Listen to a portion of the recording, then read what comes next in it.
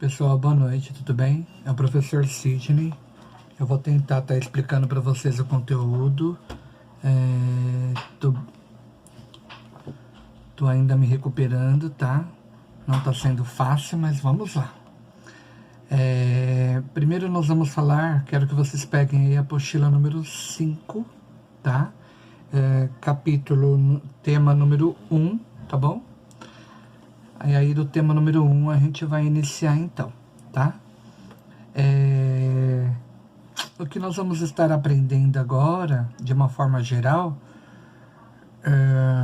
é o primeiro capítulo que se refere ao sistema motor. Então esse sistema motor que eu vou falar hoje, na semana que vem, vai ser a apresentação da primeira dupla para falar sobre ele, tá? Na verdade não é uma dupla, é uma pessoa quem vai falar sobre o sistema motor, tá bom?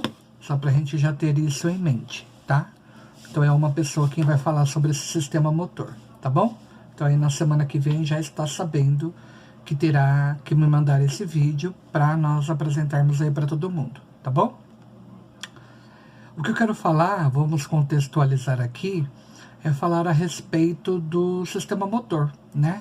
O corpo humano, ele apresenta diversas possibilidades de movimentos, desde o simples ato de escrever, ao simples ato de segurar um copo, ao simples ato de atacar alguma coisa, né? Participar de uma coreografia, né? Encher o ar, né? Para poder respirar, enchendo os pulmões, até arregalar os olhos, ficar em pé, né? É uma simples tarefa que a gente pode caracterizar como sendo parte, né, membro de um sistema motor em questão. E o movimento, ele nada mais é do que uma consequência, né, de um complexo de processo, né, que envolve, de uma forma geral, diversas regiões do cérebro, e que regiões do cérebro exercem como características básicas, né, cada uma exerce uma função em específico, como a gente já viu e como o professor já falou para vocês aí. E essas funções, elas resultam no quê? Elas resultam num processo que nós chamamos de contração muscular, tá? Esse conjunto de funções que vão ser exercidas, dessas funções musculares, elas vêm através de um conjunto neuromuscular, né? Que é conhecido como o próprio sistema motor, tá? Para que haja a realização dos movimentos, a gente tem que entender que ela compreende, ela só é realizada a partir do momento que ela recebe um estímulo. A partir desse estímulo, ocorre uma interpretação dessa informação. Então, a partir do momento que a gente tem, né, um estímulo, nós temos uma interpretação dessa informação, automaticamente nosso corpo, né, ele vai ser correspondido através de uma resposta motora, tá? Esse é um processo natural que ocorre de uma forma geral. E aí a gente tem que pensar no quê, né? Vamos citar um exemplo, né? Uma pessoa sente a boca seca e ela percebe a necessidade do quê? De beber água. Esse estímulo da boca seca, ele é enviado ao cérebro por meio de um tecido nervoso, né? Onde ocorre essa interpretação, porque a informação foi enviada, né, ao cérebro por meio desse tecido nervoso, e vai ocorrer a interpretação dessa informação, da vontade, no caso, de beber a água. E com isso gera-se uma resposta, que a gente chama de resposta motora, e que nesse caso vai mover o braço em direção ao copo de água e levá-lo até a boca. Então, se não ocorre de alguma forma essa interpretação, então significa dizer que a gente não consegue complementar esse estímulo de uma forma geral, tá? Então, todo o nosso sistema, ele é irrigado, né? Ele tem contração e nós dependemos de forma direta ou indireta da contração da parte neuromuscular, tá bom? Ou seja, todos os sistemas, eles se integram entre si, ou seja, um sistema, ele sempre vai depender do outro, ou seja, uma relação existencial de complemento entre um sistema e outro. Isso é uma característica básica e natural que a gente precisa saber. Tudo bem até aqui? Então tá bom. Outra coisa que a gente pode falar aqui, que nós vamos falar, é a respeito dos estímulos a que o organismo acaba sendo exposto, né? Sejam eles de forma externa, como o ato de ouvir, como o ato de enxergar um determinado avião, né? Ou estruturas, o ato de estímulo que vem de origem interna, né? Da boca seca, da queda de pressão arterial, de uma dor muscular, né? Eles são percebidos e processados pelo próprio sistema nervoso. O nosso controle é o sistema nervoso, é ele quem atua dando o ato de comando do que pode ou de que não pode ser realizado.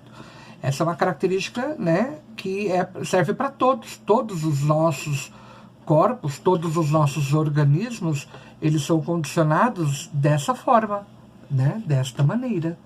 Ok? Tudo bem? Uma coisa também que seria interessante para poder falar é de que só são percebidos e processados pelo sistema nervoso que automaticamente elabora uma resposta para cada uma, né, desse estímulo, para cada um desses estímulos em questão. E a resposta ela pode ser de forma de origem motora ou não. Isso vai variar muito, né, da função que está sendo estabelecida de uma forma geral. E na situação que se leva o copo, né, com água à boca, a resposta ela é, né, a execução de um movimento voluntário. Porque você teve a sensação, a vontade, você levou as suas mãos a... Eu quero tomar uma água, então eu tenho vontade. Então isso é um movimento voluntário. Eu quero, eu sinto a necessidade, eu vou lá e vou realizá-lo. O movimento voluntário, você exerce o controle sobre ele. O movimento involuntário, você não exerce o controle sobre ele. Basta isso, nós podemos citar a respeito do sistema cardiovascular. Nós temos um músculo chamado de músculo do miocárdio, que é o músculo que envolve o coração. E desse músculo, pessoal, você não exerce o controle. Aí nós chamamos de um músculo cardíaco do miocárdio que age de forma involuntária, ou seja, você querendo ou não, ele vai continuar batendo da mesma forma. Isso é um processo natural, tá? Mas voltando lá para a nossa aula, né, que é o ato de levar esse copo à boca, a resposta de execução é de um movimento voluntário. Por quê? Porque ele é realizado de acordo com a vontade de quem exerce e pode ser controlado. Já o movimento involuntário, para caracterizar, como envolvido na respiração, nos batimentos cardíacos ou no controle postural, não é consciente, né? Portanto, não depende da vontade de quem o executa, né? Por se tratar de um processo tão natural que você não acaba tendo um controle sobre a sua forma de atuação. Eu acredito que vocês estejam entendendo, porque o conteúdo ele não é um conteúdo de forma exorbitante, né? Não é um conteúdo que, não dá para eu entender. Dá para entender sim, tá bom? E aí a gente vai dar uma continuidade aqui, onde o Pro vai falar para vocês a respeito do trabalho conjunto, né? Para nós produzirmos os movimentos, para sermos capazes, né, de produzirmos movimentos tão variados, né, e tão complexos, o sistema nervoso, os músculos, os ossos, eles atuam em conjunto, né? É um integrado ao outro. Se não houvesse essa integração, muito dificilmente a gente conseguiria ter e exercer esses tipos de movimentos. Outra característica que a gente pode pensar também e levar em consideração é quanto ao sistema nervoso, né? O sistema nervoso por si só, ele transmite, ele é responsável, né, por transmitir aos músculos todo o comando e toda a ação, né? Ou seja, são estruturas que nós chamamos de ordenadas, ou, né, ordenadoras, né, ou coordenadas. porque são movimentos de alinhamento, é uma comunicação que exerce um alinhamento. E a gente verifica esses comandos, né, enviados e os movimentos que são gerados, né, se eles estão corretos ou não. E aí nós chamamos de estruturas controladoras, tá? Planeja a sequência de movimentos envolvendo diferentes músculos e transmite a informação. Ou seja, são estruturas planejadoras, tá? Por fim, se a gente for pensar a grosso modo, os músculos eles realizam a ação, tá? Então, ao contraírem-se, os músculos movem os ossos aos quais estão ligados, ou seja, é um movimento meio que automático para que você realize esse movimento entre o músculo e os ossos, porque eles estão totalmente integrados entre si, ok? Se vocês olharem lá na nossa página, até perdi o número da página, acho que é a última página que nós temos aí. Se ela não saísse do lugar, tava bom, né? É a nossa página... Nossa... Só um minutinho, gente. Eu vou falar para vocês. Página 7, tá? Então, se vocês olharem lá, naquele esqueminha que nós temos lá, o sistema nervoso, ele está definido em 3 estruturas. As estruturas ordenadoras, as estruturas coordenadoras, tá? Controladoras. Então, vamos lá, vamos repetir. Estruturas ordenadoras, estruturas controladoras, estava certo o que eu falei, e estruturas planejadoras, tá bom? Então, o sistema nervoso, ele controla essas 3 características, e elas controlam os músculos, e os músculos exercem função sobre os ossos. Então, é efeito cascata, sistema nervoso, né, estrutura ordenadora, estrutura controladora e estrutura planejadora.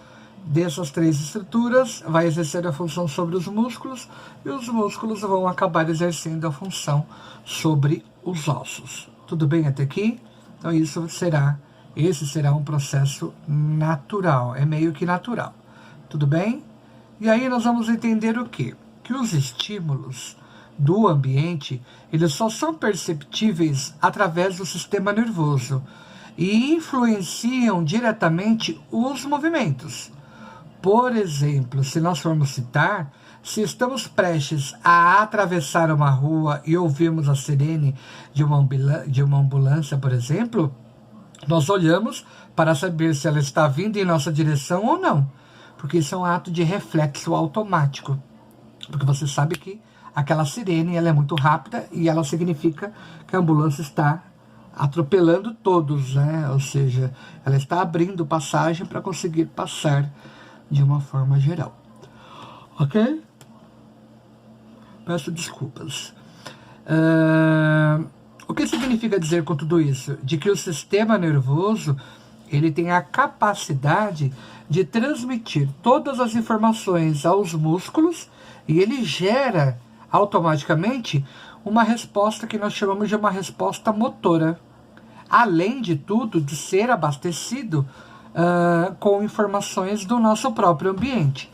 Então, o ambiente ele também é condicionado a gerar uma resposta automática sobre o ambiente do qual nós estamos inseridos, sobre o ambiente do qual nós estamos ali participando. É um processo natural de participação. Tudo bem?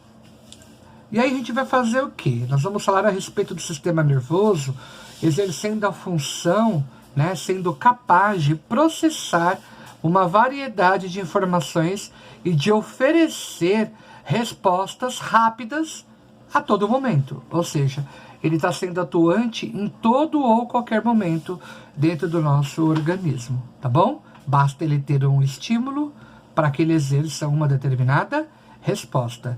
E aí, como exemplo, nós podemos falar, por exemplo, de quem faz o passeio de barco, né? Ele consegue manter a estabilidade do corpo, mesmo que as ondas balançarem a embarcação, né? Será que o motorista freia o carro ao enxergar o pedestre atravessando a rua à sua frente?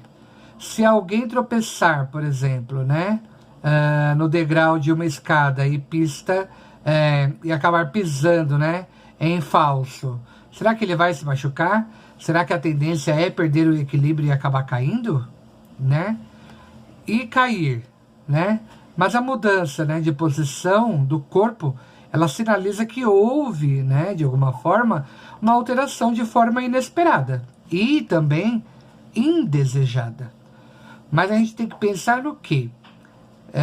De uma forma geral, o sistema nervoso ele comanda as respostas, né, para a retomada da posição, e além dele realizar tudo isso na posição vertical, tá? E além de tudo isso, dos movimentos que vinham sendo, de alguma forma, sendo executados, né, antes do próprio desequilíbrio. Então é uma relação para a gente poder fazer uma autoanálise, uma reflexão do que pode ter acontecido antes ou depois de eu ter um determinado ato. Então, se houve uma queda, é sempre importante pensar de que ponto você estava e que ponto você parou, né? Para que você possa ter uma noção se você desmaiou ou não desmaiou, né? Isso é um processo natural para ser interpretado aí. Tudo bem até aqui? E aí a gente tem que pensar o quê? Isso eu estou falando dentro da sequência, né, que é apresentado as imagens em si, tá? E nesse último caso, né, embora o organismo procure prevenir a queda, né, o que de fato ela pode acontecer com qualquer um de nós, por diversos motivos pode ocorrer de as respostas oferecidas não serem suficientes para poder evitá-la, tá? Então esse também pode ser considerado um processo natural dentre as características das quais envolvem todo o processo de caracterização em si. Tudo bem, galerinha? O que vocês estão achando? Bom, terminar, o Pro já terminou. Então agora o Pro vai falar algumas coisinhas aqui para vocês com relação a um complemento da aula, né, para vocês, né? Para que a gente possa entender algumas coisas aí e que o livro ele não nos fornece, né? Ele não nos é rico, né, em detalhes, tá bom? Deixa eu só ligar aqui minha câmera, porque aqui tá meio escuro. Eu acho que eu não consigo ligar a câmera. Que legal, né? Que mágico. Mas vamos lá.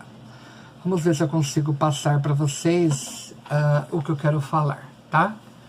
Nós vamos falar então, e precisamos entender de que o sistema muscular ele está alinhado ao sistema locomotor, né, ao sistema de locomoção, tá? E dentre essas características, de uma forma geral, nós temos que pensar no condicionamento de como funciona, né, todo este processo, né, de como vai se dar esse processo. Então vamos lá. E quando a gente fala a respeito do sistema locomotor, né, sistema muscular atrelado ao sistema de locomoção, nós temos que entender que toda ação do estímulo elétrico, né, e químico enviado pelo sistema nervoso, os músculos, na realidade, eles encurtam-se, né? Ou seja, há uma contratibilidade, né, desse músculo em questão, né? E voltando-se, né, para a questão que a gente pode observar, aí a gente acaba voltando, né, ao comprimento normal, né, que é o de elasticidade, né? Então há uma contratibilidade, depois há uma elasticidade, quando a ação desse estímulo, né, ela é retirada, tá? Então é um processo natural, tá? De contração, depois de relaxamento quando ele volta ao processo normal. Então, contratibilidade e elasticidade, tá bom? E são envolvidos e protegidos, na realidade, por uma membrana que nós chamamos de aponeurose, tá? Aponeurose, tá? Acho que deu para entender, né? E aí, dentro dessa característica, nós vamos ter alguns tipos de músculos. E aí eu vou falar o tipo e a característica desse músculo em questão. Então, nós temos quais músculos aí presentes? Nós temos aí o músculo liso, e o músculo que nós chamamos de estriado, tá? Os músculos considerados lisos, eles podem ser considerados homogêneos, né? E de forma involuntária, tá? Nós podemos encontrar eles aonde, professor? Nós podemos encontrá-los nas vísceras, né? Nos condutos, né? Urinários, nas paredes das artérias, né? E muitos outros locais. E geralmente eles se apresentam com características esbranquiçadas. E aí nós vamos falar a respeito dos músculos estriados. Esses músculos estriados, eles apresentam características com estrias transversais, e eles são, ao invés, né, do liso, que é involuntário, os músculos estriados, eles são voluntários, tá? E nós podemos encontrá-los aonde? Ao redor do esqueleto, tá bom? E eles se apresentam com uma característica, né, vermelha, tá bom? É uma característica por quê? Porque ele está envolvido ali próximo da estrutura de ossos, ele tem uma característica, né, mais externa, tá bom? E aí nós podemos citar os tendões, né? Os tendões, eles nada mais são, né, do que ligamentos dos músculos aos ossos. Eles estão ali interceptados entre si de uma forma geral, tá bom? Tudo bem até aqui? Eu acho que está acontecendo de forma natural, né? Vocês estão conseguindo entender. E nós vamos ter o que nós chamamos de antagônicos.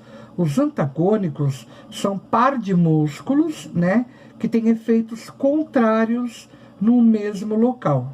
Exemplo, região de braço. Nós temos o bíceps e o tríceps dos braços, né? Isso é um antagônico, bíceps e tríceps, tá bom?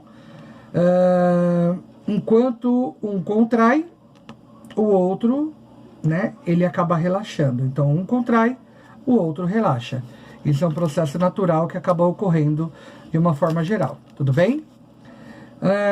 Outro que eu achei que é interessante para poder falar para vocês é do tônus, né? É o estado de contratura muscular sem implicar num determinado movimento.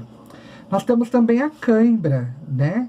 É uma contração de origem dolorosa e que ocorre de forma involuntária, com o aumento do tônus, né, muscular e o acúmulo do próprio ácido lático, né, na região. Para cãibra significa que pode haver uma fadiga, né, presente no músculo. E o correto para ser aplicado nesta situação é vocês utilizarem, né, a ingestão do que tem potássio, né? A banana tem muito potássio, né? Então a banana é um alimento muito importante para ser introduzido aí, se alimentar bem dela, vitamina, uma sobremesa de banana, porque ela contém muito potássio, e o potássio ele auxilia aí na estrutura de cãibra aí para o organismo, tá bom? E nós vamos falar também agora com relação à distensão. Eu falei da cãibra, agora eu vou falar da distensão. A distensão, os músculos eles esticam de maneira exacerbada, né? Eles esticam de maneira que a gente chama de excessivamente. É um processo natural que acaba ocorrendo aí, tá bom? Então eu vou fazer alguns lembretes que nós podemos retratar aí. O miocárdio, ele é um músculo, né, estriado e involuntário, que é o músculo do coração, que o Pro falou. As injeções, elas sempre são aplicadas comumente nos músculos deltoides, que é o do braço, lembra? Um contrai e o outro relaxa, né? E os glúteos das nádegas também são utilizados para isso, tá? Para a posição ereta, que é a posição reta, né? O corpo reto, né? E o apoio nas pontas dos pés, funcionam os músculos dos glúteos e dos gastrocnêmios, tá? Músculos dos glúteos e do gastrocnêmios, tá bom? Para a mastigação, a gente utiliza o quê? Os músculos masséteres, né? E os digástricos, tá? Só a nível de informação para vocês, tá? E o diafragma, né? O diafragma é um músculo que sustenta essa cavidade, né, da estrutura abdominal. Ele fica entre a região do tórax e a região abdominal. É o músculo que dá a sustentação, né? Então, o diafragma, né, e os músculos intercostais, eles são músculos relacionados à inspiração. Então, eles sustentam o coração, então ele auxilia, né, no processo de inspiração aí, do processo respiratório. Nas corridas, nós usamos, né, os músculos do quadríceps, né, e dos sartórios, tá bom? No processo de corrida, né, que nós vamos ter aí, que são os músculos da coxa, tá? Para movimentar os braços, nós usamos os músculos peitorais, né, que são os músculos, né, que são exercidos nessa caixa do tórax em questão, tá? Para a frente e a parte de trás nós chamamos de dorsais, tá? Nós chamamos de dorsais aí, tá? E para elevarmos os ombros, realizarmos esse tipo de movimento aqui, ó, nós usamos os músculos que nós chamamos de trapézio. Por que trapézio? Porque ele tem essa curvatura que vem da região de pescoço aqui, tá? Por isso que ele é chamado de trapézio. Tudo bem? E há músculos sem tendões, né? Que são os esfíncteres, que são o da uretra e o do ânus, tá bom? São os músculos aí sem tendões, tá bom? São os dos esfíncteres da uretra e do ânus. Bom, pessoal, a nossa aula hoje foi dessa forma, foi bem simples, rápida e espero que vocês tenham entendido. E lembrando-se que quem for apresentar a semana que vem vai ter que ter uma criatividade qualquer em cima deste conteúdo, vai pegar algo que é mais específico e vai elaborar ou vai falar sobre um contexto geral, criando isso um vídeo, ilustrando da melhor forma possível. Pode ser em forma de um quiz, pode ser um vídeo ilustrativo. Eu acho que o vídeo mostra, né, de uma gravação, o que vocês podem interagir. Você pode fazer uma parte, o seu colega pode fazer a outra, vocês podem fazer em conjunto, vocês são livres, mas só que o que vai valer é a criatividade, ok? Abraço para todos, uma boa semana e obrigado pela paciência aí que o Pro não tá falando muito bem hoje, tá bom? Abraço para todos vocês.